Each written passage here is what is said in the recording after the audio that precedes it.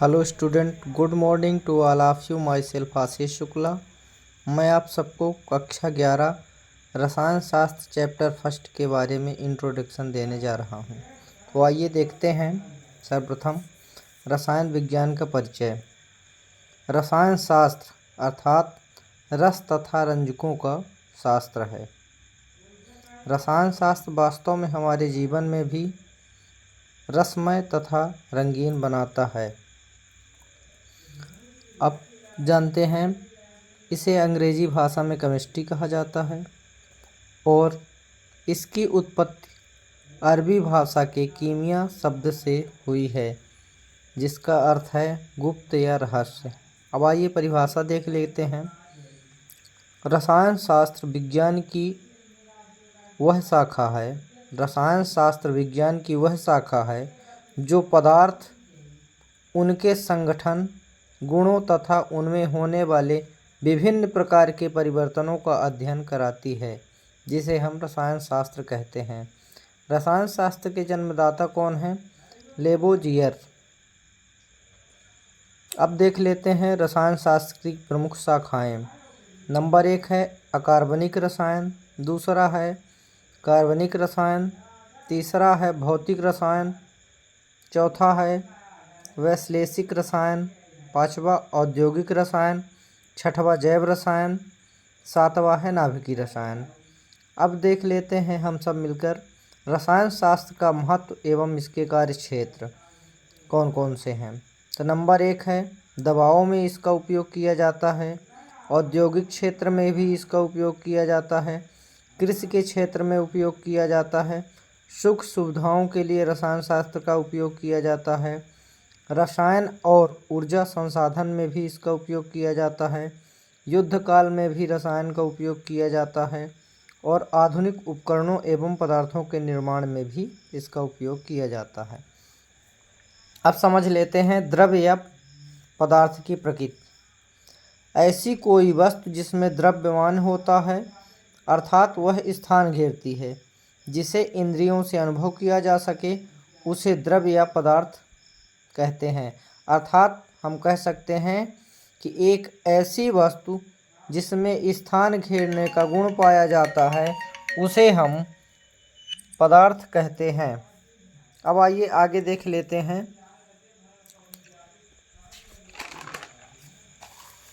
इसके आगे देखते हैं अपन द्रव्यों का वर्गीकरण। द्रव्यों का वर्गीकरण मुख्यतः दो भागों में किया गया है। नंबर 1 है भौतिक वर्गीकरण, दूसरा है रासायनिक वर्गीकरण। भौतिक वर्गीकरण के अंतर्गत इसे चार्ट के माध्यम से समझते हैं। नंबर 1 है ठोस, दूसरा द्रव्य, तीसरा गैस। रासायनिक वर्गीकरण के अंतर्गत शुद्ध पदार्थ, अधातु, उपधातु, 3 भागों में इसको भी बांटा गया है। अब हम बात कर लेते हैं रासायनिक संयोग के नियम।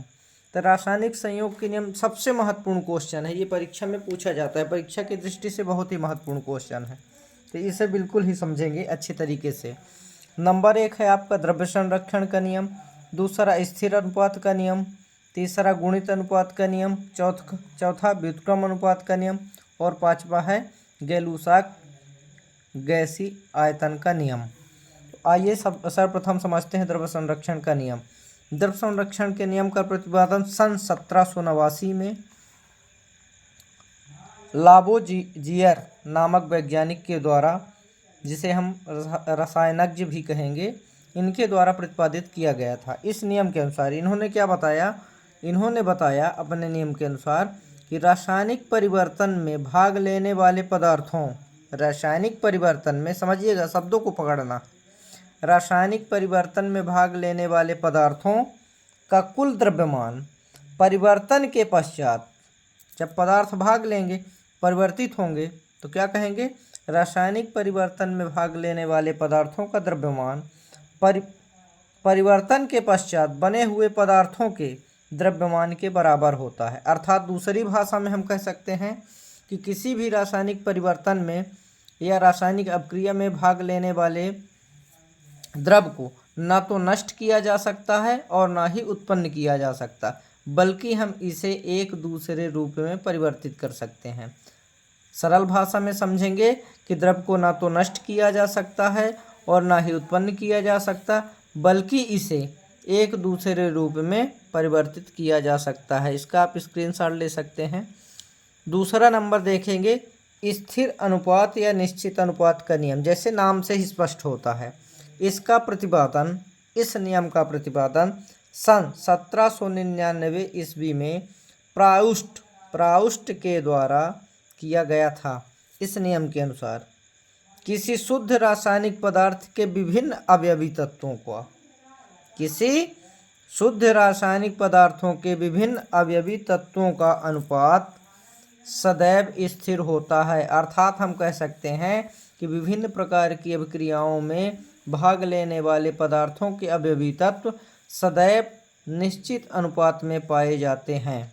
अब देखते हैं तीसरा नंबर, ये बहुत ही महत्वपूर्ण है।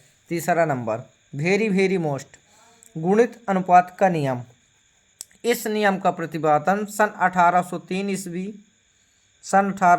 ईस्वी में जॉन डाल्टन के द्वारा प्रतिपादित किया गया था। इस नियम के अनुसार क्या कहते हैं, समझिएगा शब्दों को। इन्वर्टेड कामा में हमेशा लिखना है। जब दो तत्व आपस में संयोग करके दो या दो से अधिक यौगिकों का निर्माण करते हैं, क्या कहेंगे, जब दो या दो से अधिक तत्व आपस में संयोग करके दो या दो से अधिक यौगिकों का निर्माण करते हैं, तब किसी एक तत्व के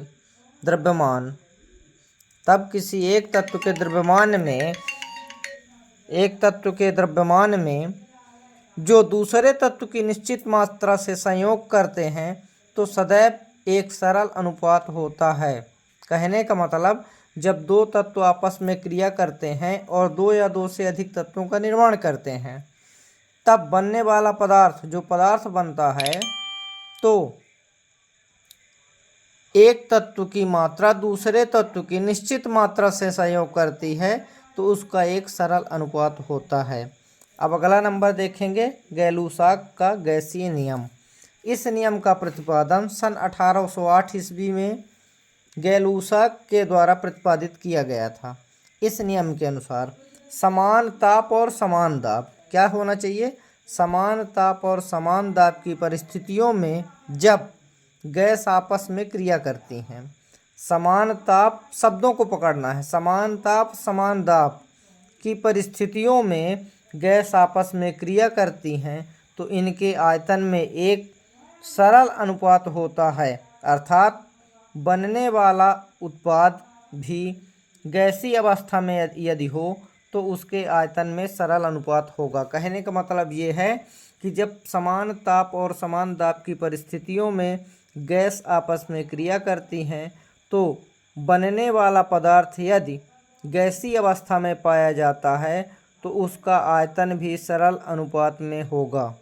ये रहा गैलूसक का नियम। बहुत ही वेरी मोस्ट ये प्रश्न है। अगला देखते हैं, एवोगैड्रो का नियम। इन्होंने क्या बताया, गैस से ही संबंधित बताया है कि समान ताप और समान दाब की परिस्थितियों में गैसों के समान आयतन में अणुओं की संख्या, गैसों के समान आयतन में अणुओं की संख्या सदैव समान होती है। ठीक, अब अगली वीडियो में हम देखेंगे इससे आगे।